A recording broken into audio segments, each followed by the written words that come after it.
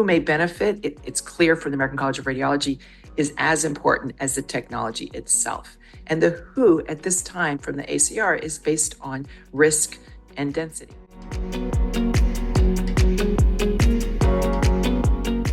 Love that the technology is there. I do. But it is a false assumption that because you make a test faster, that you are reducing the patient burden. Because I kept hearing her say that to encourage more use of this or more buy-in of that. And I don't care which one she was talking about. That's not the problem with patients using these tools. It's access. Because 3 years ago, they didn't have the type of breast center here that they do now. And I was driving an hour and a half away from home to get the care that I needed. And I live in a metro area in North Carolina. So I can only imagine what it's like in more rural places. And so I don't think that the problem with I don't think that the problem is how she outlined it. Yes, the doctors do need to use it more in accordance with recommendations in the research, but they're not going to use it more if the same type of patient is coming through the doors that doesn't necessarily need it. Like, if we can get those same resources further out, I think that even the ACR would be surprised at how the numbers shoot up for use of MRI. Because I don't, that's still not accessible here. I'd still have to drive at minimum an hour and 20 minutes to get to the nearest one. I don't know. I feel like this is great. We're making these leaps and bounds. I think it's great they're thinking about CPT codes, but none of that matters if we don't have access to everything that you're talking about.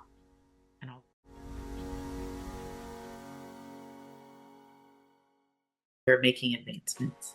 Don't get me wrong on that. I just want the advancements to parallel the access. If they went hand in hand, wow, I can only imagine what would happen.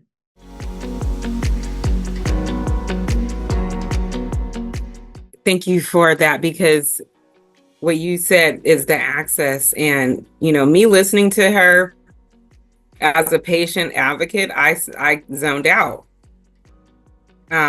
because she's not reaching me. And you're not reaching people like me that look like me. It's because people that don't have enough health care, that you're not reaching people that go to the clinic. So let's be real here. That's where you can find people, because you have a lot of people that are diagnosed that go to the clinic, and guess what? They don't get any more help because you have just bombarded their house and their mind. Yeah. There are a lot of people who in my community that are told something, but that's it. No information is given. No manner. None of that when you are talking to someone who goes to a clinic, who can only get to the clinic because it's in their hood. So you're not reaching the right people. You're reaching who you want to reach. And you know that there's clinics out there because a lot of people are on government health care and do not know what that offers you. And I receive healthcare through the state. Thank God. But the thing is, I have a voice and I know what I am entitled to under that.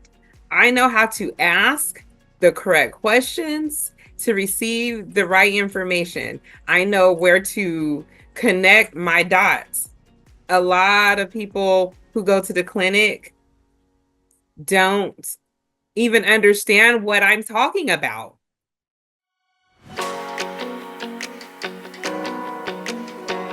So stop asking, is it worth the time and cost? Like, you're the physician. What does it matter to you? You're already at the hospital. Let the patient decide that. Stop telling me it's a lot of time and effort and it'll cost a lot. Stay out of my pocketbook and stay out of my calendar. You don't know what my life is.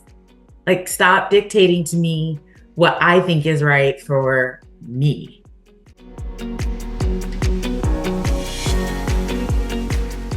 And the cost, that is a trigger, and definitely for people who go to the clinic. And that's another thing, because when it comes, all of those things, when I was diagnosed, I was concerned about, am I going to lose my job? Mm-hmm. Okay. And concerned about, how am I going to do this and have to work? How am I going to do this? Everything worked out. But in the beginning, it's all of those things. And so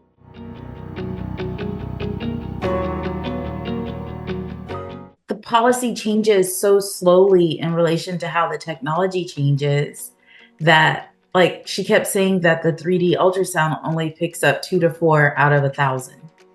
So is it even worth it? Yes, it is. Because if I hadn't had that 3D ultrasound, it wouldn't, right. I would still be going, I feel alone.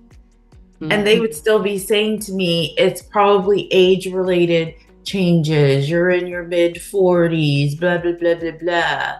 And they did the 3D ultrasound. They're like, oh, you fell alone. Oh. Like, I feel like right about the time, Lizzie, that they approved the molecular breast imaging to be more widespread is when the 3D ultrasound is going to be the thing that all the facilities pick up on. And they're going to start using that over the molecular breast imaging and cite that whole time and cost thing again. And it's going to make people like me pissed off.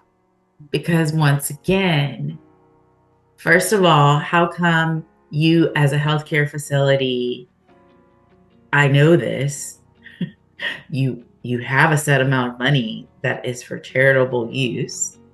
And if you have exceeded that already, then why can't I be on a payment plan and everybody go home happy because you're getting your money and I'm getting my test that I know that I need?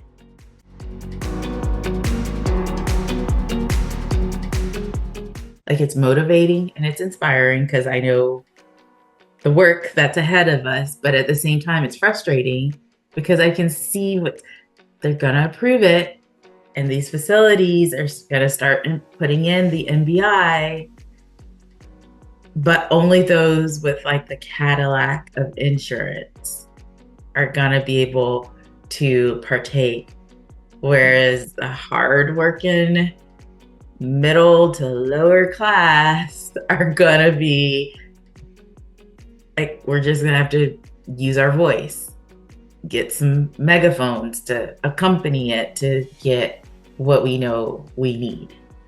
And I just wish everything traveled hand in hand. Like, if the technology is advancing, then why aren't the policies advancing with it?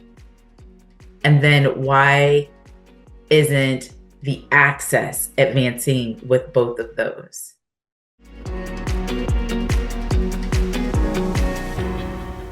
To the patient, the doctor is the hero. Like you know what time, this. You've studied this. You are a doctor, my doctor.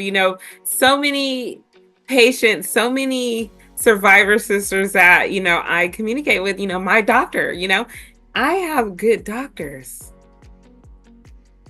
I trust them. And I believe that they want the best for me and how they treat me and how they communicate with me and how they are a part of my story, because they're helping me, they're the ones that gave me this message, but we're gonna be here with you, and we're gonna walk with you through this, and whatever you're dealing with, let us know so we can give you the resources that you need. One was financial. How am I gonna pay these bills? We're gonna help you with that. And they did, giving you the right information, all of that. And that's what helps the person, the patient, to survive and thrive while receiving their MRIs, their mammograms, their medications, their chemo, all of those things, because we look at doctors as superhuman, because way more than I do in regards to what I'm facing. But when you start talking and I don't hear what you're saying, I hear you, but I don't know, you're not reaching me, because you have separated yourself from what you have signed an oath to do. You've separated yourself. And so that is very important when it comes to people